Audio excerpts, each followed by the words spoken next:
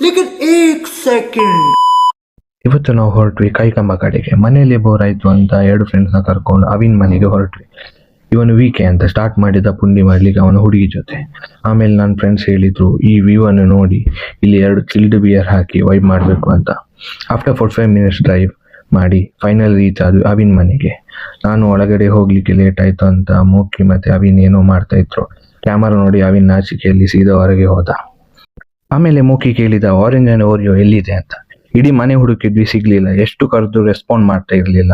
ಆಮೇಲೆ ಅಂಕಲ್ ಹೇಳಿದ್ರು ಫುಡ್ನ ಡಬ್ಬಿ ಇಟ್ಕೊಂಡು ಸೌಂಡ್ ಮಾಡು ಅಂತ. ತಕ್ಷಣ ಆರೆಂಜ್ ಬೆಕ್ಕು ಬಂತು, ಬಟ್ ಓರಿಯೋ ಬರ್ಲಿಲ್ಲ. ಅದನ್ನು ಕೂಡ ಎಲ್ಲ ಕಡೆ ಹುಡುಕಿದ್ವಿ.